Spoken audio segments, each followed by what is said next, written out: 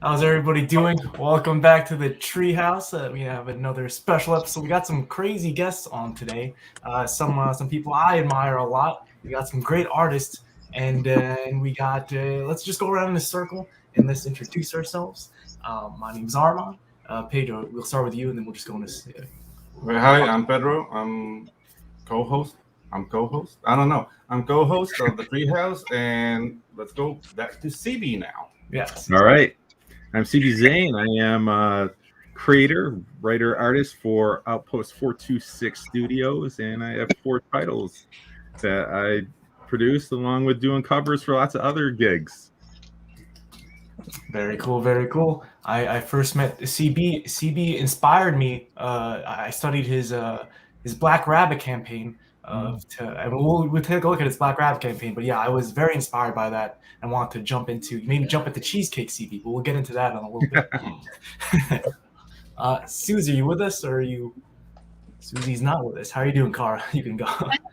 I'm doing great. It's so good to see everyone again. Hi, it's great, Stef. Thank you for being the go-between on all this for me. It's so good to see you guys. I need to go to your house because it looks like IKEA. And it's in a gorgeous place. I'm super excited for your move, CB. I just thank you, both of you guys, the work you've done. I'm super excited for Unstable Frequencies. And you saw that, we had to really nitpick, and I know you saw that page number thing that said nothing. And you wait till you see what we did. Uh-oh. Because I had an idea for it, and what you ended up doing actually made my idea have to happen. Nice. Cara, what are you dressed up as right now? Are you? Do you want I to am in my Fire Bitch costume. Fire Bitch. Fire Jesus. Bitch launching on Wednesday next week. Yes. Oh man, I should have known that. I should have known that you're dressed up as a character. Makes perfect sense. Makes perfect comics. Fire Bitch. Makes perfect.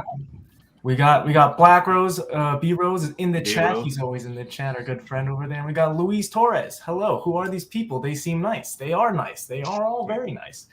Steph, did we get to say hello to you yet? Not yet, technically, but I know CB and Cara. Hi, guys. Hi, Steph. Cover artist, comic artist, lots of covers. Gonna hit our 200th cover very shortly.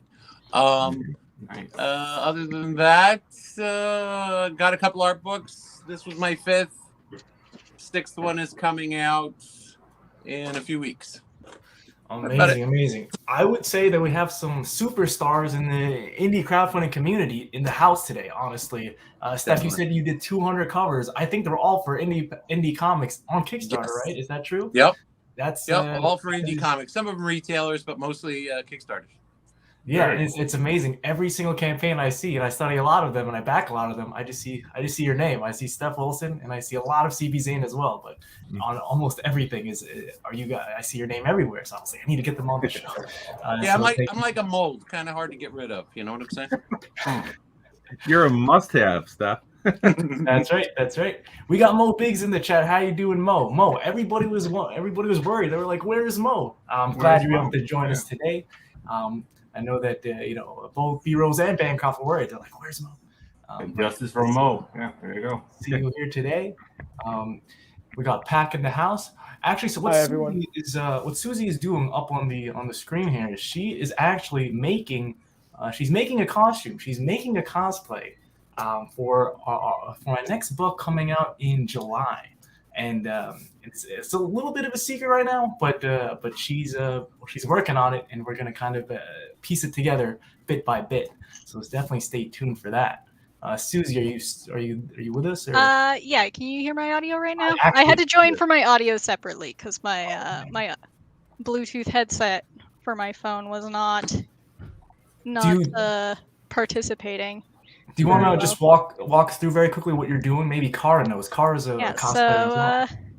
This is craft foam, and this is a cowboy hat pattern, or maybe it's a cowgirl hat pattern.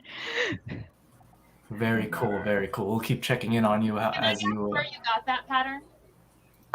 We got it on Etsy. It's a leather pattern, actually. So my husband is making the same hat but his is gonna be way like fancier out of leather right now. So this is kind of the top part that he's got going on for it.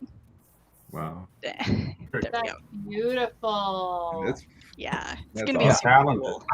I had a conversation with Susie a few days ago, I think. I don't know how long ago, but I was like, my mind was being blown as to what she was saying she could do, and her talent. And I was like, oh man. But yeah, she was talking about 3D modeling and all these cool things I didn't even know existed.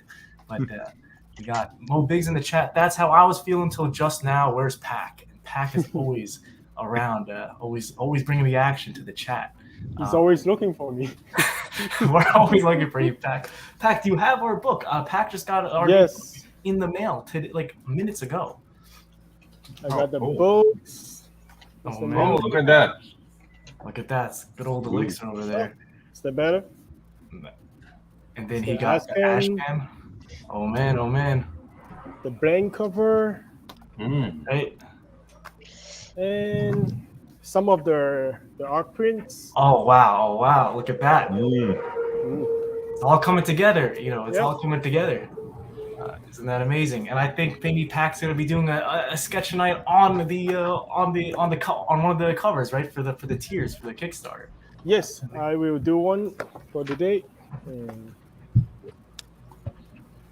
it's gonna be on the second page, I think. Yep, that is right. Here. That is right. That space right there. Yep. And we'll keep checking in on Pac to see how his sketch is coming along. All right, enough of the pleasantries. Let's get down to business here. I want to go to CV Zane. Because of I want to kind of also let me show on the screen here your Black Rabbit campaign. But what inspired this Black? First of all, what's next for you before we talk about what's coming up, what you did in the past? You said you had a few books in the works. When can we expect something new from you? I know you have a lot of fans, CV. Yeah, and like I said, I'm waiting for Black Rabbit to finish at the printer. Everything is off. It's there, just waiting for that to come back. So as soon as that does, I can start shipping it out. In the meantime, I've actually started working on Black Rabbit 2. I'm a little less than halfway through the art for the interior for that. Might 2 is also ready to go. It just needs to be colored.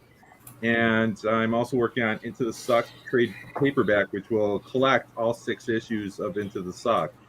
I also have the next series for Into the Suck, which is called Further Into the Suck. I have the first issue of that drawn, and the entire story arc is written. So a lot of things that are kind of on the back burner that are ready to go. It's just a matter of whether or not, it's a matter of just waiting to get Black Rabbit fulfilled, and then off we go. First of all, was this your highest backer count? 1,000 backers? Yes, by quite a bit. It not quite doubled my best, but it was definitely the best one that I've had so far. And that I didn't even include like physical copies for international backers, because it just got to be so crazy with my last campaign, and the cost was just out of this world. So I limited the physical books to just North America, and then digital around the world. But it ended up being really, really good campain for me. How long, and this was just very recently, how long did it take for you to come up with the idea to finally finish the book? You know what I'm saying? For Black Rabbit? Yeah, for Black Rabbit. It's funny. Black Rabbit actually started off as a villain I created to go against Might. And I thought, oh, this cutesy kind of girl in this black, rabbit outfit, kind of bebopping around, and she was a thief in my mind. And I don't know, the more I worked on her character and her look, the more I felt like she just didn't fit into my Might universe, because Might is very PG, and she just, I don't know, looks too sexy for that.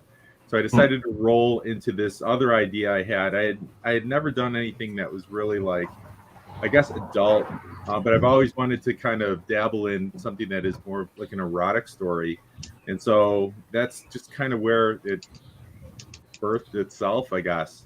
And I ran with it, and I found kind of a writer that I thought would fit the style. And I actually started writing it myself, and I had all these like scenes in mind, and I couldn't mesh them together. So that's where the other writer came in, T.S. White, and was able to bridge all those. And so once I had that, then doing the comic, actually the interior went really fast because I wanted a very different look for the interior. You can see the pages, like I didn't go with paneling. Right. I wanted every page to almost feel like it was part montage, but almost all of them could stand as a cover itself. So I wanted a very non-traditional look to it, from colors to the way it was laid out to the way it was written, to the way you read it. And I was really, really happy with it. I had a lot of fun working on that technique. I love that you said there's no risks. My friend Tyler, he put on his new campaign saying, you are the only risk if you don't put up your survey, if you don't answer your survey. I was like, damn, this guy's we're on different levels here. I had a question for you. I was actually looking myself through all these covers. Luis Torres is asking, will there be any Stef Wilson covers available for any of those, for any of your CB projects? And in fact, I just got Stef to do a Mike cover for me. And Stef has done other covers for Into the Suck for me. That's right. Let's see, Scorpiana, he's done covers for. So yeah, I love working with Stef. Stef, CB and I go way back. And he always delivers. CB was probably about the third or fourth publisher that I worked with, and he actually colored the line art for my first cover with him because I didn't have a colorist at the time. So we go way back. Yeah. And now Stef is upgraded to one of the premier colorists in Indies. The top color. The award winning. Right. Multiple award winning this year. Yep. I've got to bring this up again because and I'll show you this maybe afterwards because this is actually what project that so Yelena, I saw this cover and I was like, I had to get this. This is my favorite cover. And it was also probably my favorite colorist, Yelena Di Napoli. So I actually reached out to her after I saw this cover to be on my project. And now she came on board for this type of book that we're doing. It's like a space western, I guess you would consider it. I saw this. I was like, I have to kind of get her on board. Have you worked with her before, Yelena Di Napoli? I've worked with Yelena a lot actually. She is one of my favorite colorists to work with. We've gone back a long time. Gosh, I don't even remember what the first cover she did. It was it was with Luis Torres, I think, was the one who originally kind of put me and Yelena together. And I don't know, her colors just mesh really, really well with my lines. She's wonderful to work with. I'm blessed to have some really, really good colorists that I kind of keep in my very tight-knit circle, I guess. No, absolutely. And this is actually for how I first heard of you way back when last year. Yeah. This exploded onto the scene, I think. The mighty, was it the Mighty Meteor, the Mighty Might? Might, yep. Mighty Might. The Mighty Might. And that's Yelena's colors too on that cover. Oh, this one. Yep. That's right. On the main cover. Yep. I've been seeing her a lot, and I think I got this cover too. But I like this. This was a great campaign as well, and this started making me think because I do a lot of fantasy stuff, a lot of magical stuff, and I was like, maybe I should do something. CB inspires me. You know what I'm saying? He's been having great success. Also, my friend Murphy at Merc Magazine inspired me a little bit to kind of jump in that direction. And then, we're going to reveal that, closer to July, but it's a big project I'm really excited for. And Susie's doing something right now based on that. That's super cool. Yeah. I love seeing the process of creativity. Whether it's watching Stef do his Thursday night drawing, because Stef actually once I found Stef as an artist and got him aboard to do some covers, I was inspired by Stef to kind of do what I call my zany style, which is sort of a more cartoony style than what I normally do. It was something I always had in my sketchbooks because it feels looser. I don't know, and I always used it to get a feel for a character. And his art and his look inspired me to say, you know what, maybe I'll try doing that. And In Might, the back of Might, I did that zany style. Was I think is the first like interiors I did that style. The prom story in the back. Very cool. When we were talking about Stef, because Stef brought a whole new style. I think you're right to I think indie art in general, but also comics, like the indie comic space. I don't think I've ever seen something like it before. Again, I've only been doing it for like a year or two. But when I saw Stef Wilson's art, I was like, this guy's onto something. And then I think I still haven't seen anybody really take and kind of do this kind of cartoony style. How would you describe your style, Stef, to somebody who hasn't even heard you before? You know what I'm saying? Hasn't seen it yet. I would say it's an exaggerated style of realism. The interesting thing is when I first started drawing, which is only about 8 years ago. I mean, I drew when I was a kid, but I stopped for the longest time as I changed my career. But when I started drawing about 8 or 9 years ago, I drew realistically. But I sold a lot of drawings, and I drew faster and faster. And one of the things that happened was drawing faster made me simplify my lines. And I found exaggeration to be highly effective. My sales were all driven by people who were buying my work.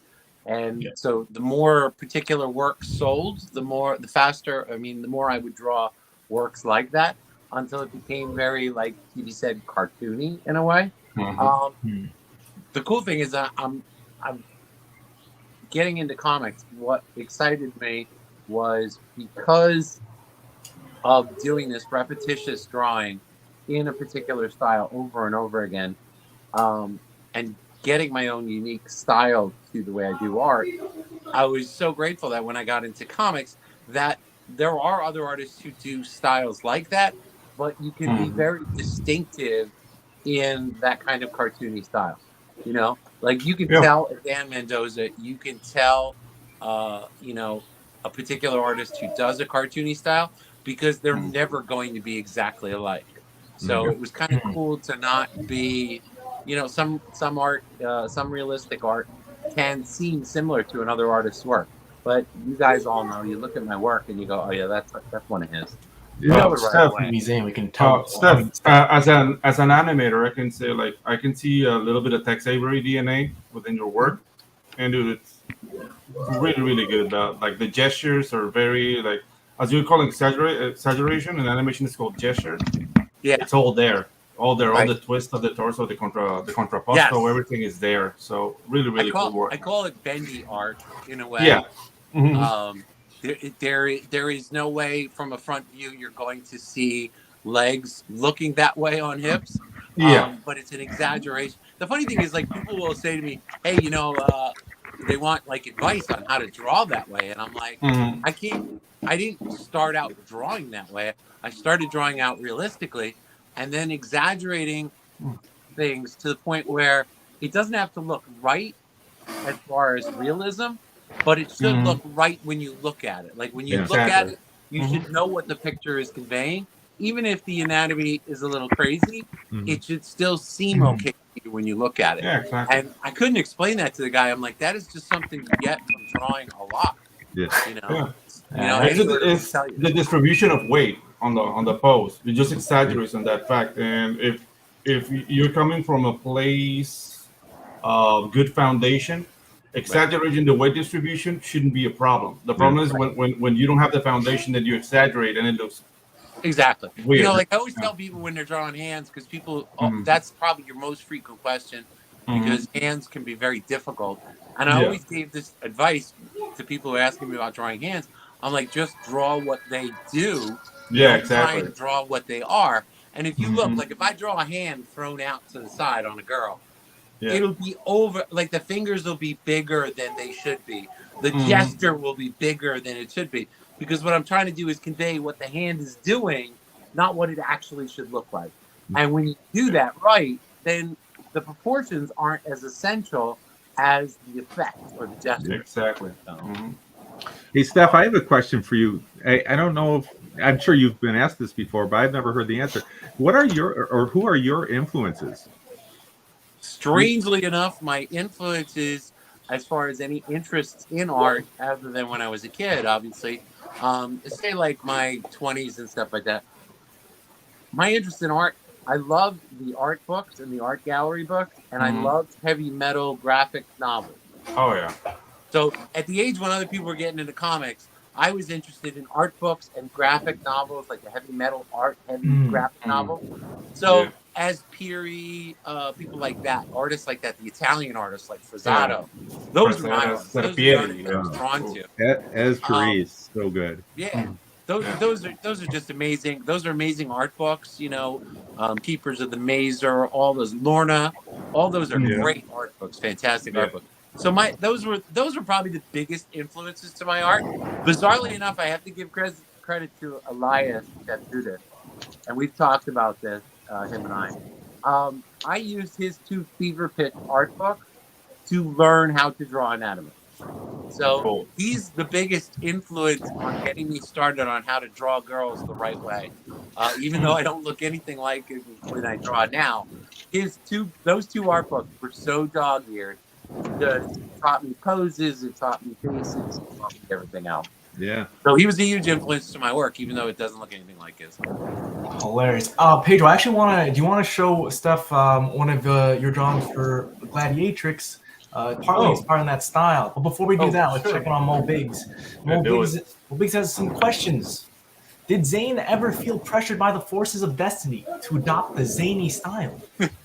I don't know. It was the forces of destiny. It was just, like I said, I saw Stef's work and I thought, you know, like I like doing different styles. I've been influenced by so many different artists over the years, and it was just something I always had in my sketchbook. And I thought, why not? Like, I'll throw it out there and see if people like it. And, you know, some people do. And I just kind of go back and forth. It's fun. It's free. It's art, you know.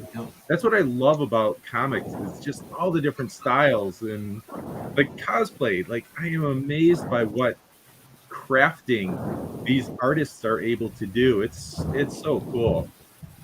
That's exactly right. I couldn't agree more. Well, Biggs also says he's been called Sex Avery. I don't know if he's talking about CB Zane or Stef Wilson. Put that in my profile. But that's no, a good but nickname. CB, I know exactly what you're talking about. Like, it's not that he looked at my work and said, "Oh, I'm going to draw that way." He was already kind of fiddling around with it before. It's the same thing. I follow a lot of social media artists. Like on Instagram, Twitter, things like that. And I picked up Mind Foot too. He's just fantastic illustrator. And you see an art style and you go, I want to dabble in that. I want to play a little towards that style and see how it changes. And what ends up happening, and I'm sure Stevie can tell you that, is it ends up changing your work a little bit. It's from somebody else, changes your work a little bit for the better, you know, until your next inspiration. And then that kind of adds, like, you may start drawing hair a little differently, or you might try drawing something else a little differently. And it's just because you've seen somebody else's work, and you're like, hey, that might work with what I'm doing. I agree. So this is actually so you know, it was funny when Pedro was talking about his style, and we were talking about like a style choice. We're like, you know, what about something more cartoony? Something like Stef Wilson, you know what I'm saying? I actually showed one of your things to Stef to Pedro, and then this is a kind of you know, his style that he wanted to go with, and Pedro has his own influences as well, but this is like that, you know, that cartoony style, playful, that we were trying to take it and run with. So I'm thinking like Roman gladiators, but with women, which actually happened in history, but it's like obscure. So we're coming up with a story, but yeah, like I basically took a note and try to simplify it a bit, because I mean, I'm an animator by trade. So when I switch into comics, it's like, okay, I have to ink now, I have to cross hatch, and it's been an uphill battle to me, because I'm more used to like drawing fast, you know. Yeah. And like slowing down, it's affecting my posing. So right now, I have a rough. Very cool. We have Mo Big saying B-Rose. B-Rose better be listening. I know he is. B-Rose, it's like when God created James. There was no concern for proportions. The focus was on what he would be doing. That's That's some B-Rose James lore. And form follows function. So that's right. You don't want to mess with James. James and B-Rose has a very there's a rivalry there.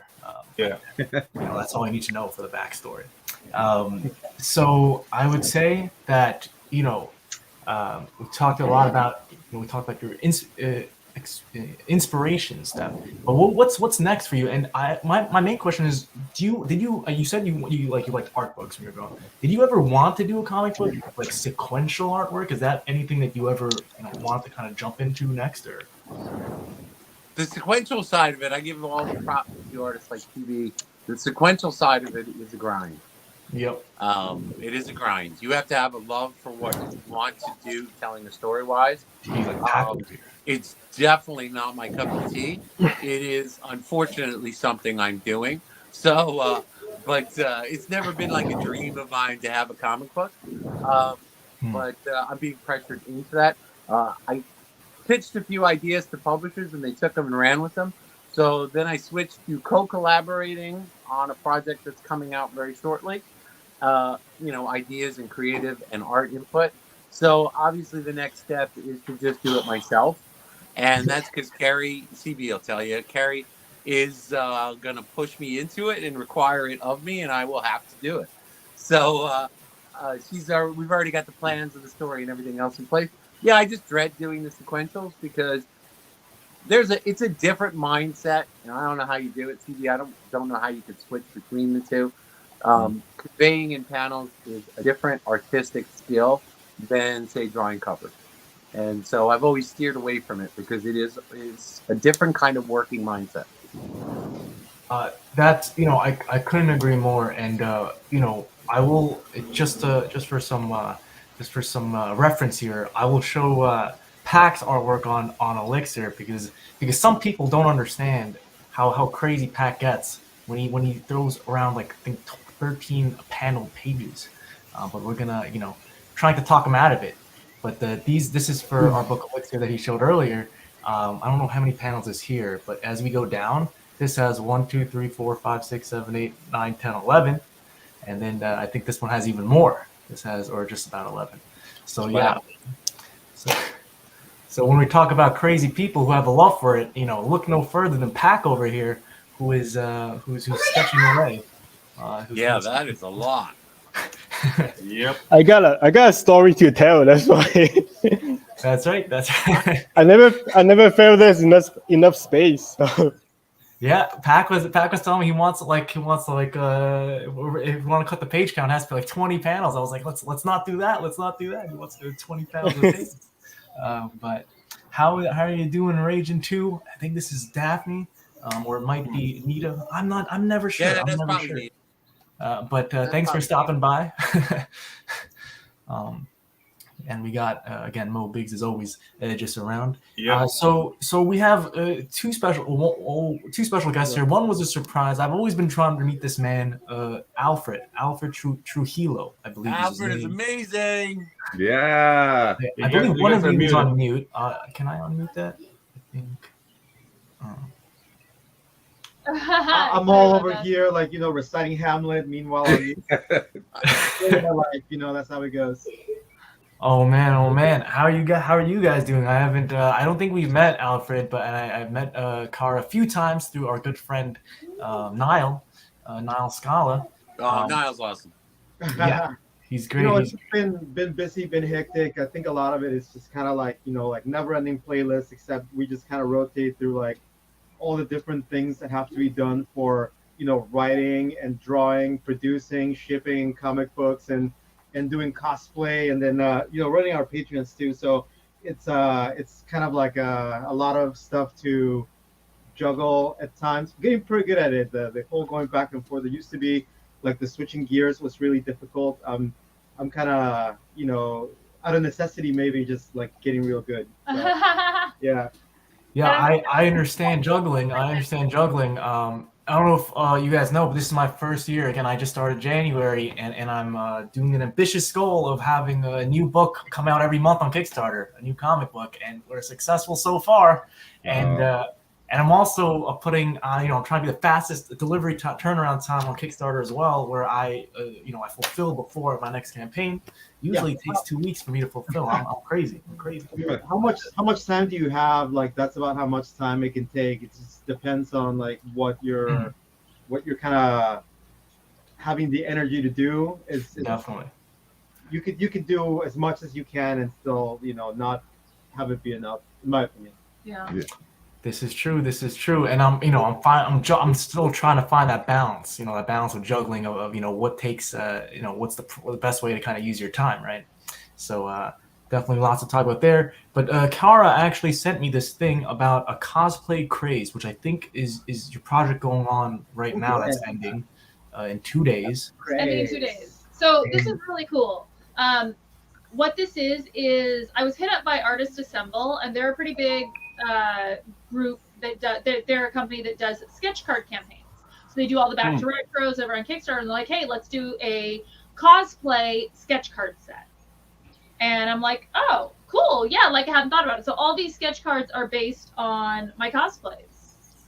So the artists have taken my images and they are using my cosplays to create original sketch cards. So it's a sketch card and trading card campaign. You get trading cards and original sketch cards. There's some really cool add-ons like my poker deck and the 52 card pinup book and extra sketch cards.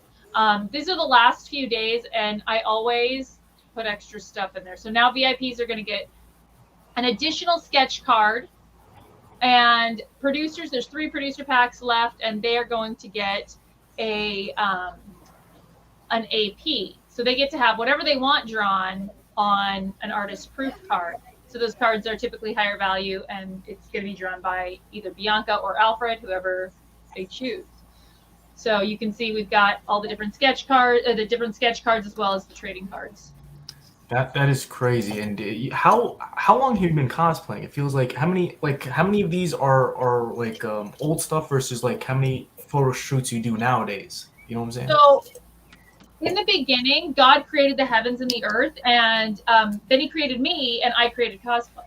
Sounds about right. Yeah. Wow. we have it in history recorded right here. Yeah. It's lore now. My first cosplay was when I pulled the leaves from the tree, and unfortunately, it was poison ivy, and that is how we got scratchy practice. No. Oh my God. So I've been doing this for about 10 years. The artists get to choose from whatever they want from many, many years of cosplay. I do a different photo shoot at least once a month, but usually more than that. I put out everything from boudoir shoots to cosplay shoots, but I also am the co-writer and co-creator of FireBizzy, which is our campaign that will be launching on the 18th. And you're wearing that right now, that costume. I'm wearing this right now. And then we also just finished up, we are getting everything from Unstable Frequencies into the printer right now, which CB did some art for, including one of the stories in sequentials. So we always have a lot going on. So you can find us on Kickstarter and Indiegogo. Yeah, we just have so much going on. Let me just check in with the chat right now. Nita says, Armand, you're slaying it, man. That's what I'm here for. That's what I'm here. I try. We also have Louise who's saying everyone is wearing glasses. Where are your glasses, Armand? I actually think everybody does have glasses. And, Susie, you have glasses? Do you have glasses? Can you pop down right now? Let's see if you're wearing glasses. But I'm wearing contacts right now. Oh, okay. Oh, so yeah, I don't know. I'm the odd man out right here. That's crazy. That's crazy. Well, but you only started about a year ago, right? Give it a couple of years. Oh, yeah. Yeah, maybe. You're a youngin. Draw your circle, Steph. That's what we need to sing. Don't mind me. I'm just fighting with Nita in the chat because she's such a good. I love her. I with Nita all the time. She is so punchy. I love her. Absolutely love her. She's great. We She's great. do it on a movie night. Oh yeah. Oh, she's saying FireBizzy 3 coming soon. This is actually Steph saying this. Yep. But let's take a look at FireBizzy 2 because I think of course was this your biggest campaign yet, Cara? FireBizzy 2? I think part 2 was the biggest campaign so far. Did we beat it in part 3? Yeah, I think it was the biggest one. This is currently on Indiegogo, I want to say. So you can still get issue 2 on Indiegogo. Do we tell them like the new big secret that we have coming for? Yeah, go for it. Okay, so new big secret. Spotlight's yours. Let's yeah, go. we're doing something really cool. We're going to exclusive. have a 3D cover No. that comes with 3D glasses. Oh, that's awesome. That's I've never So even heard of that. 3D stuff. Wow. We're gonna get the 3D glasses when we hit that stretch goal. Everybody's gonna get some 3D stuff, but you can get the issue 1. We did Mike DeBalfo drew that, and then I colored it, and then Alfred did a little bit of recolor. Go ahead and explain. Well, for sure, this started out as kind of like a dumb joke that we had in Never tell me a issue dumb 2. joke. It will happen. And so, it's part of like the narrative and in the sequentials. There's this little Our fire guy. yeah, it's a little kind of like anamorphic fire that just talks shit. And he was wearing 3D glasses, and one thing is like, okay, well, let's just do some stuff that's like old school 3D because, why not, right? It's kind of classic. It's got that cool look and feel to it, and so we tried it in a couple mock-ups, and it's like, yeah, this looks really good. Like, we're gonna just go with it and give people like a blast from the past type of an experience there. So, That's crazy. I not only have not heard that, I think you're breaking industry standards right now. 3D. I think the only thing that's going to top that is when CB Zane does the Black Velvet Black Rabbit cover.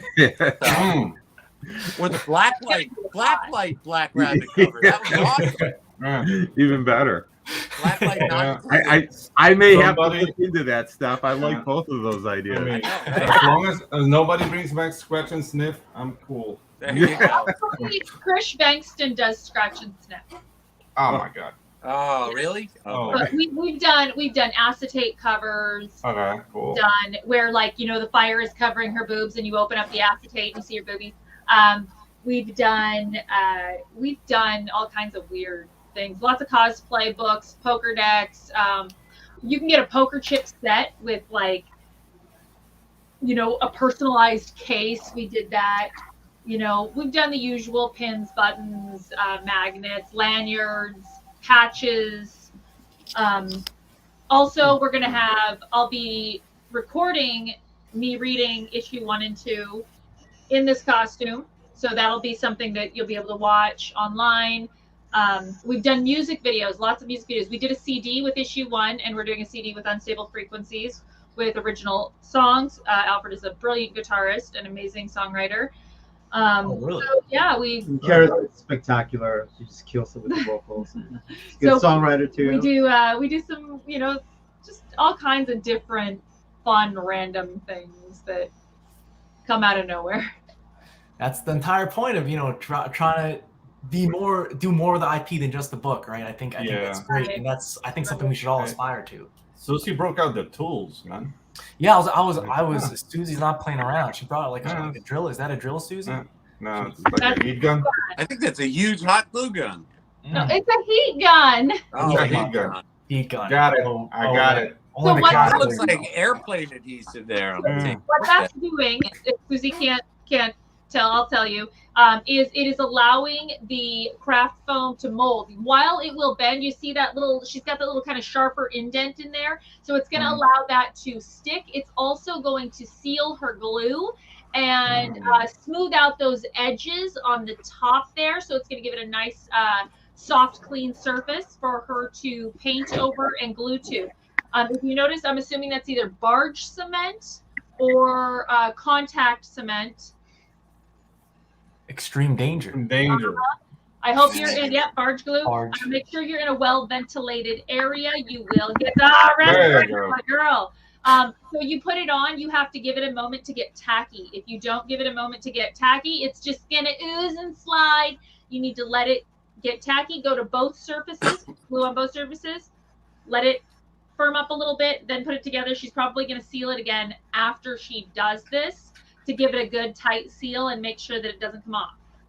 There were more warnings on that can than actual product information. Yes. I'm nervous. Absolutely. I'm nervous. We had Cara step-by-step walkthrough here, so it should I be know, okay. right? Yeah, dude. That can looks like straight out of Chernobyl. Just like, I know, right? all the We have Mo Big saying that Susie's got contacts, but Susie's audio is wearing glasses. I am outnumbered. That's for sure. Yeah. Mo Big's also we're talking about the Black Rabbit UV lighting. He said, "Do not shine a black light on those covers." TB Zane, Yeah. Gotta be careful. Gotta be careful. I with just shining Good. light. That was good. Yeah. Well, props for that. It's good advice. That's what the artists have when they get the book, I guess. They can decorate it how they want. That's not me. Yeah, exactly. We also have another Mo Big special saying, with a gas mask, you're missing out on half the fun. Hashtag Blue Crew. Come on, Susie, you're missing out on half the fun, apparently. But that's super cool. And it was super cool hearing, Cara walk us through that. I know. That was awesome. Yeah. We learned something today at Treehouse. Yeah, that's true. Maybe you guys can meet new friends, new cosplay friends, Susie and Cara. So Cara, so when you said you've been doing this for so long, so now are you kind of getting out of the cosplay, or are you still trying to incorporate cosplay as much as possible? I want to get out of the cosplay. Oh, okay. I thought you said you're moving into books and all these doing these crazy new things. Nope. Obama was president and still played basketball, my man. All right. That is true. So now that you're a writer, do you not have a girlfriend anymore?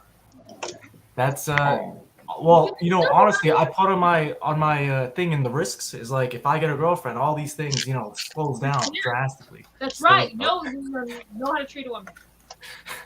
All my plans kind of slow down, but we'll kind of all see how that goes. But yeah, I think I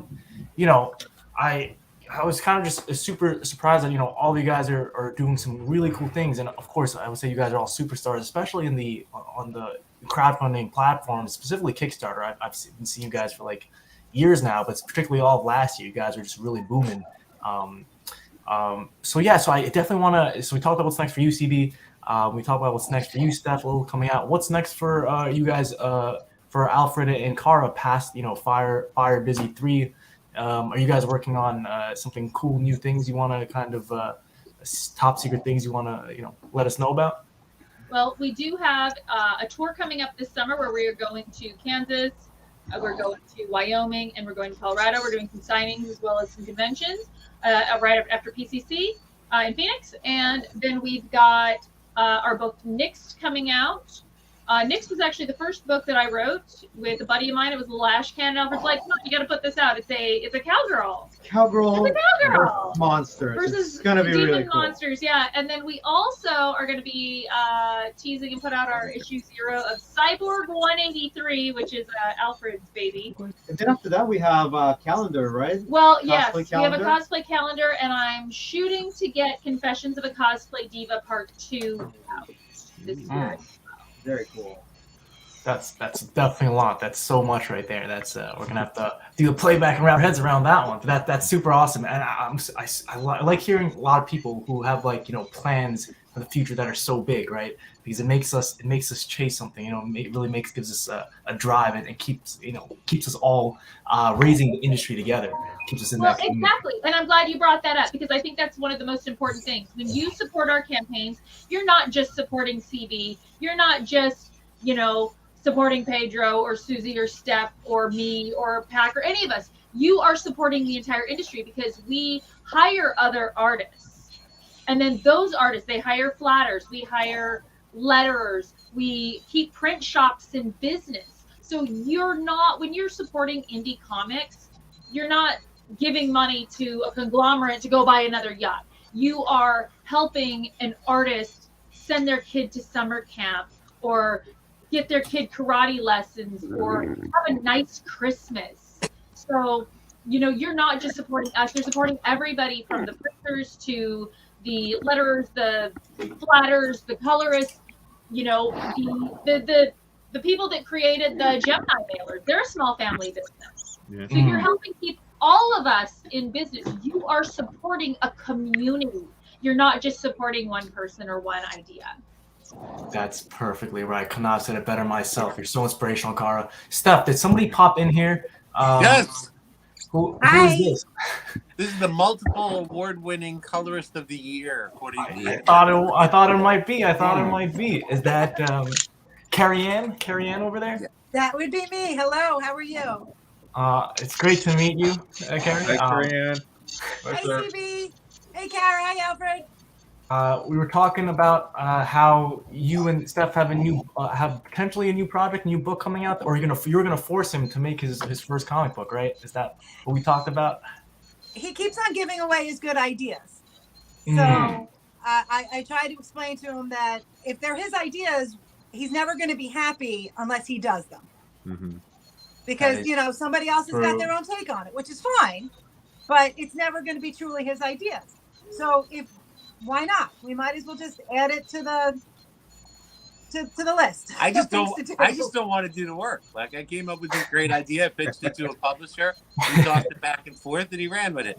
Then I had another great idea, and I pitched it to a publisher, and we're co-creating it. But like, if I have to do it myself, I have to do all the work. It's not worth it.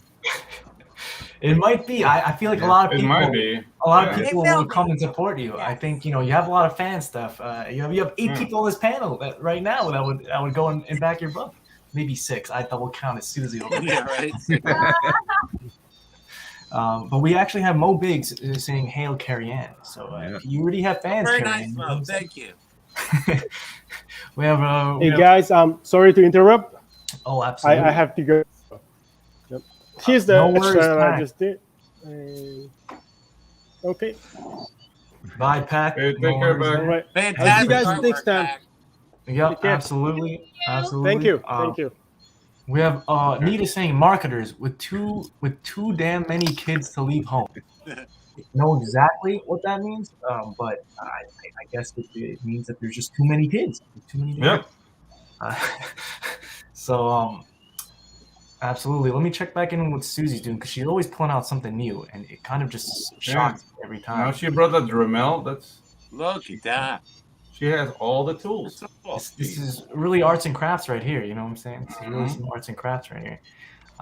But should I show? Okay, CB, while you're here, because you inspired this, I will reveal the character that that Susie's building right now on the show. Oh, yeah. Because while I've got you, I was talking to Corey Hardiman, who did Sister Mercy, and he was really excited when I showed him this. So. I'm definitely... Actually, I just did my first cover for Sister Mercy. Yes, that's right. I did see that. That was a lot of fun.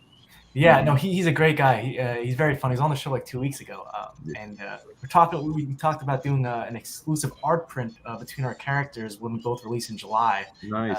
So if you back both our books, you get an exclusive art print featuring both these characters, Sister Mercy and Lunar Smoke. Ooh. Her name is Lunar Smoke, and she's it's a space cowboy, and I can say this: she's a sheriff of the moon, and that's basically what it's gonna. The storyline is gonna start there, and it's gonna be like a space western, partly inspired by everything from, again, a lot of these things. Black Rabbit's an inspiration, but also so is Star Wars and even.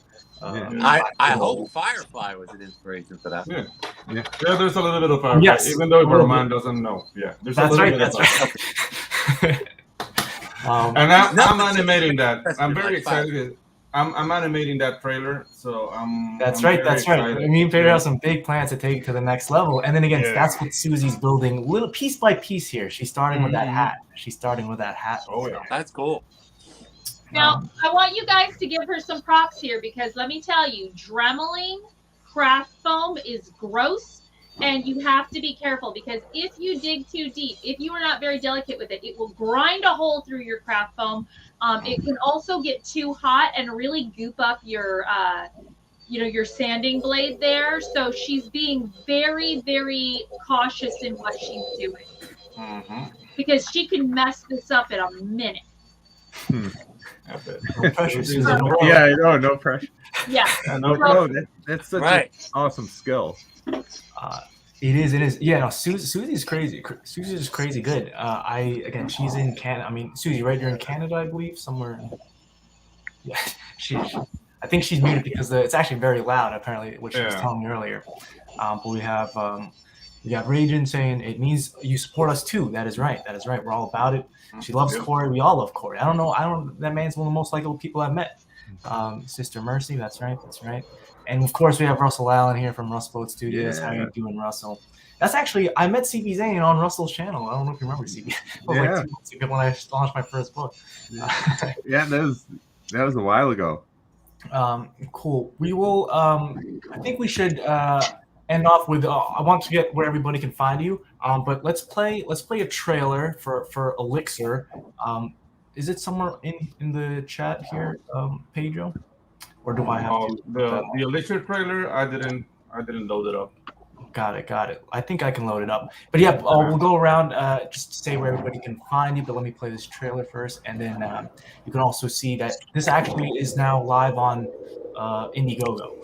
I can or pre-launch is live. Blood leaking out of me, draining out all that I am. My memories, my pain, my happiness. There's something different in the air. I feel it in every breath I take. It's flooding over my body and mind. It feels like death. A new presence has been created in the universe.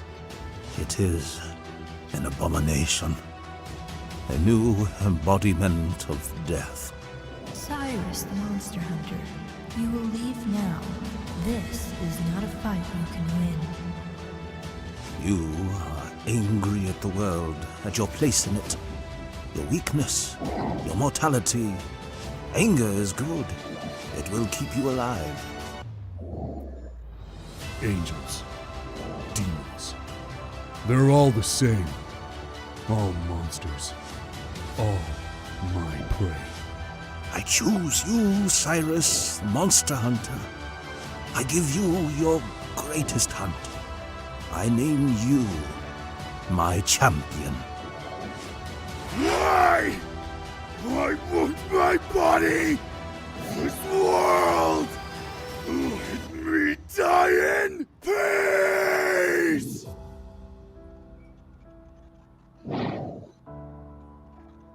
Yep, that's basically it. And I know B-Rose is here. He was a big he was telling me to bring it over to Indiegogo, and now the pre-launch page is live. Just for really quickly, you just have to put your email address there, and we're launching early June, first week of June. We're deciding a date, but you get a free art print for day one backers. We have a Indiegogo exclusive cover to be revealed maybe in 2 weeks or something the week before. And then you get the box here. It's gonna be 3 tiers. Just a Indiegogo cover, and then you get this box with everything. You get 6 covers. But yeah, that's basically it for Elixir. Elixir is coming. And I would like to call your attention to Tropical Magics, which is my book. It's in demand at Indiegogo, and I got the trailer here for it.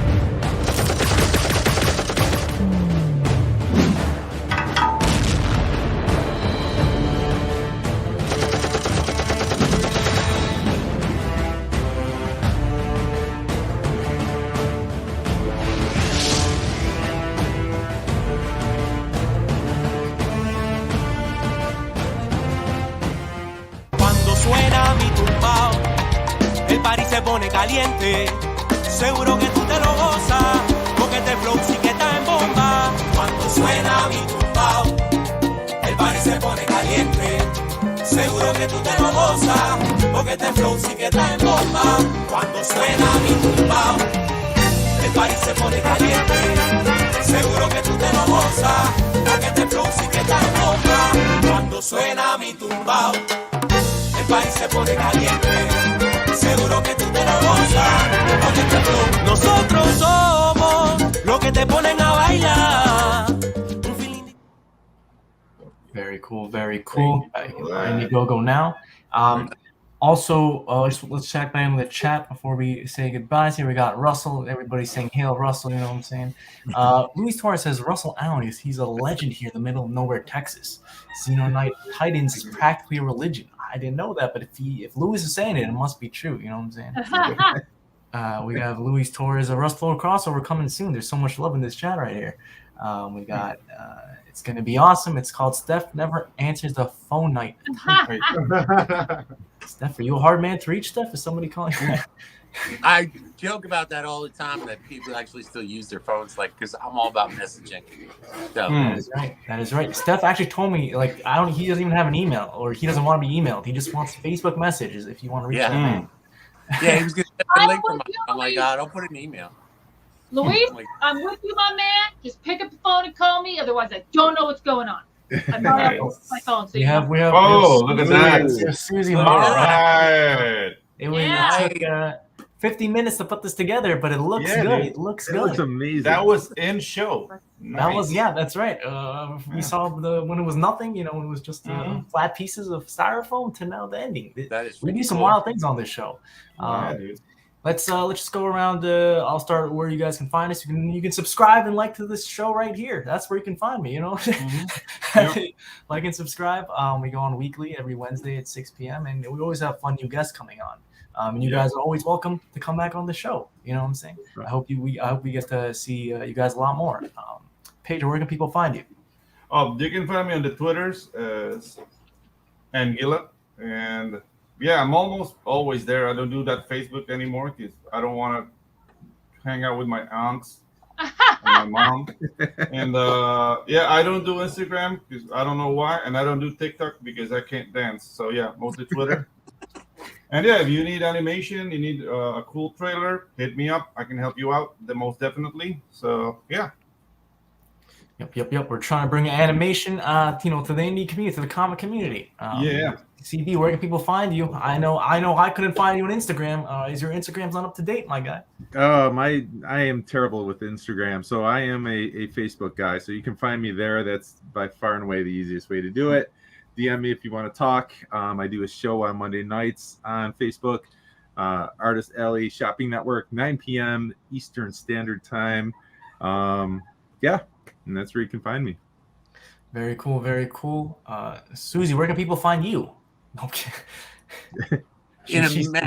She's too busy to answer that question. Death Star. You can find her at Susie Cosplays at her Instagram tag. It's Susie_cosplays.